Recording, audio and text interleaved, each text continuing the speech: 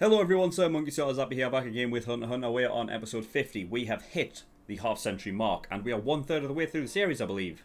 Because there's like 150 episodes, right? Or 151.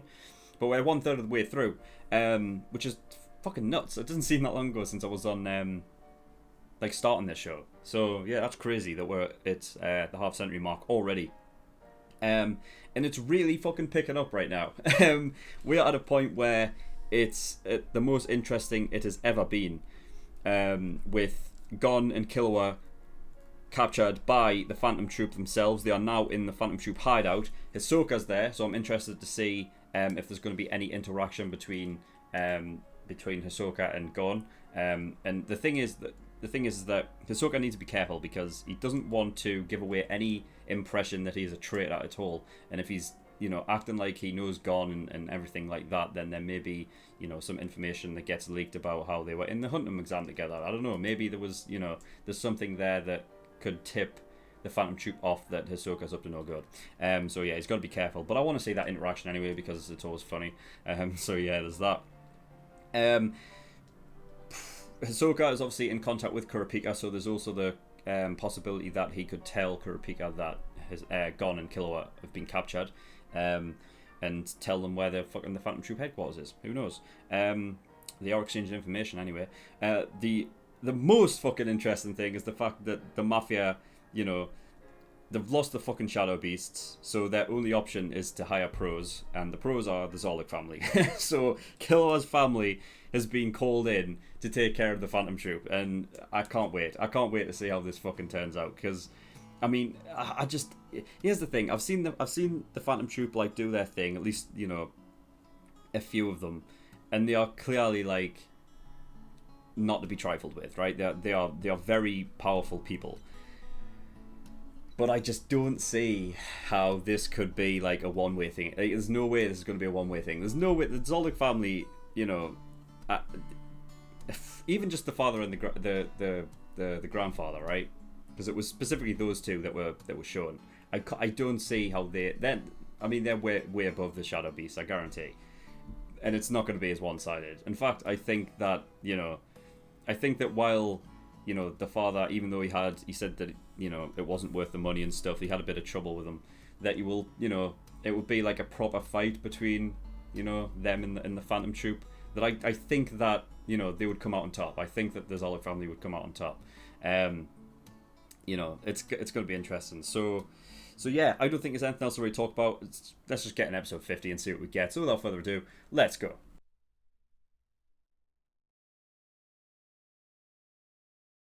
Okay, episode 50. Right. So I think we'll finally be getting to the point where we're going to get Kurapika to meet back up with the boys. So yeah, that's going to be great. So the thing about extending their Nen, at least from Kurapika's standpoint, is the whole conditioning thing, right? So if they were to go say Kurapika and basically ask about how that kind of stuff, how do you extend your Nen to that degree, then are we basically saying that the likes of Gon and Killua are all going to be making conditions? I don't know. It's going to be interesting though. Okay, so from the beginning, so Shizuku, interesting little tidbit about her, and a little bit of background that she tends to forget a lot of stuff. I was wondering, does she have a split personality thing or something? Because she was talking about how she used her weak hand, her right hand, but then she says that her weak hand was her left or something like that, and I was wondering if it's a split personality thing on two different sides, you know what I mean? Where everything's the opposite of one another. But yeah, she tends to forget really quick, short-term memory type stuff, because it was only a couple of days ago. So yeah, Killua with the best save, the best save ever. Gon could have completely just given it away there, give Hisoka up. That wasn't good. But yeah, luckily Shizuku was there, and luckily that whole thing had occurred, because they would have been fucked.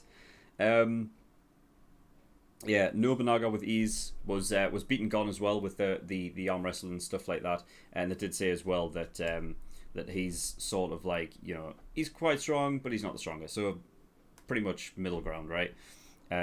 Considering all of the other Phantom Troop members. And also got some background on the fact that Nobunaga was very upset hearing about Uvo. You know, basically, at this point, there is no, like, you know, they don't have any hope that he's alive. But yeah, we got some background, basically, that, you know, them two were, well, Nobunaga was closest with Uvo, he's known them the longest, and he said before the Phantom Troop, didn't he? So yeah, there's that, and also the fact that they fought better with each other, and now that they don't have anyone, it's interesting because they both like had this whole thing about fighting one-on-one, and yet they fight better together anyway.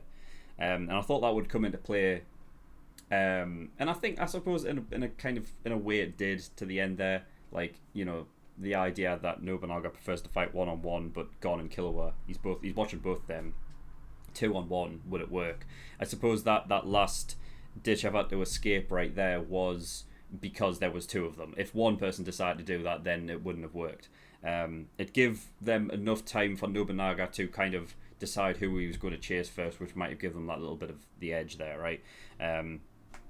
So yeah, that was cool. But yeah, the fucking sidestepping thing came back in. Like, I was not expecting that to come back in.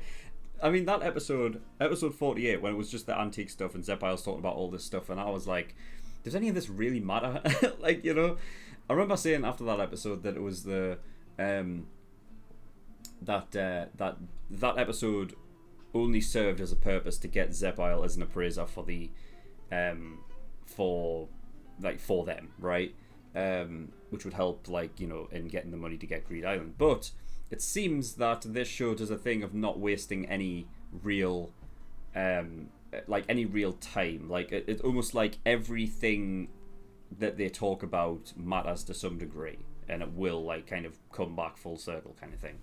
It seems that is the case. So from now on, I'm going to make it like my sole mission to completely focus on what and everything that is being said, and the keywords that maybe, like, you know, I'm going to try and focus on everything, because I think the way that this show is written means that, like, there's not a lot of time that is just wasted. Like, there's not filler in a way, you know. So yeah, so that's on me. but yeah, what else do we have? Killua, he figured out about Kurapika, which was you know, basically based around the fact that, you know, they had a hatred of the Phantom Troop. Again, this is something that, like last episode with Machi and Nobunaga figuring out certain things, that might have come out of left field, considering the fact that the Phantom Troop are the band of people they are. I don't think it's far-fetched to think that other people hate the Phantom Troop just like Kurapika does, you know. But yeah, I also said last episode as well that they didn't even know that Kurapika had Nen, but I think I was wrong, because I think they were told by Wing, right? I think they mentioned Kurapika, so never mind. So if anyone comments on that, I've said it, and I've already done it. All right, you don't need to correct me. I know it. So yeah, there's that. It was lucky you fucking figured that out, like, after the whole Pokonova thing. So yeah, I was right. She has an ability to read memories, but it has to be touching. It's interesting because I don't know if that is in any. I mean, I figure it would have to be related to Nen, but I just don't know in like how, in what way. It seems like there was definitely the interesting thing with N. Nobunaga basically creating like a sort of aura shield to detect anything that goes in, even if they're using Zetsu. So it seems that you can use, like, Nen in different ways and combinations to create something completely different, something new, which is nice. And that's interesting. Obviously, just opens up the board for, like, interesting stuff to happen. You know, and just more, you know, more possibilities across the board, which is cool. Another little interesting tidbit for the Phantom Troop is that disputes are not sorted with serious infighting, which makes sense considering they're a band of, like, sort of, you know, brothers and sisters, kind of, in a way that any infighting should be just sorted fairly, which obviously with a coin flip, kind of like what do you call it, Two-Face from DC, right? That everything is fair, completely, you know, unbiased, everything like that. It's like coin flip, right? Which means that any dispute can be sorted out with a coin flip. And yeah, the heads is the spider, like, you know, image itself. So if we ever need to know that information again, well, I got it. So yeah. So judging on that, then I can't remember who picked heads last episode, because I think it landed on tails, right? I just can't remember, because Machi wanted to capture Kurapika alive. Nobunaga wanted him dead, so.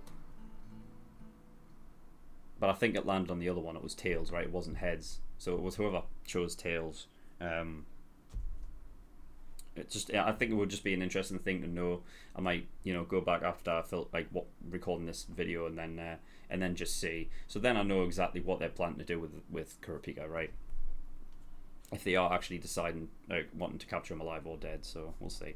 But yeah. When Gon and Killua were, like, you know, in the room and, you know, they were basically being held, you know, against their will, Gon was talking out loud. Now, of course, he needed to try and get this information in the sidestep so that he could confer with Killua about what they were going to do. But I thought it was interesting that it felt like he was talking much louder than he had to, you know what I mean? I thought he was, like, trying to plan something. I thought he was, like, he had, like, a plan in his head about, like, you know, I'm going to say this stuff out loud. Because I'm like, what is he getting from saying Leorio out loud? Like, you're kind of giving away information that he could use, you know? But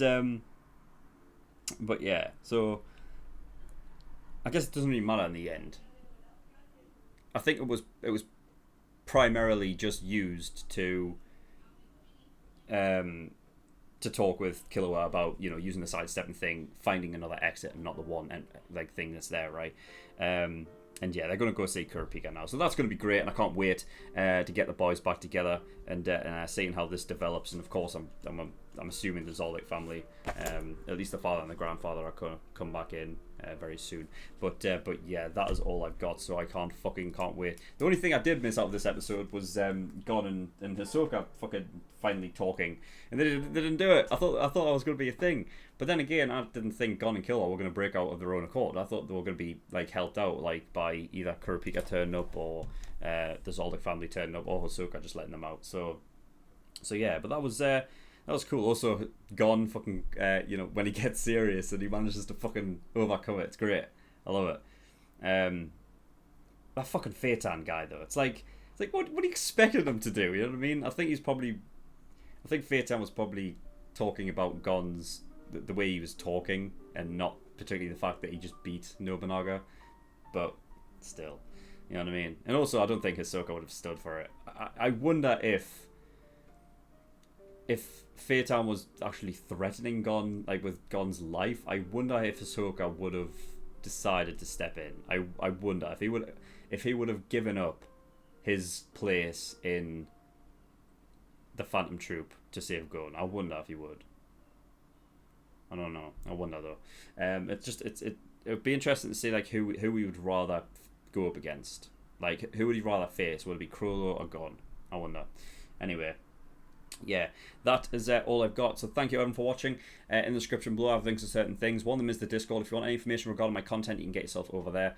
And I also have a Patreon as well. So if you do want to support me on Patreon, it would be very much appreciated. There's a bunch of different tiers on and rewards on there. So there's obviously early access, $5 a month, gives you access to shows a week early, and you get 4 episodes of Hunter x Hunter every week, 2 on Monday and 2 on Friday, as opposed to the usual 2 episodes that just the general public get.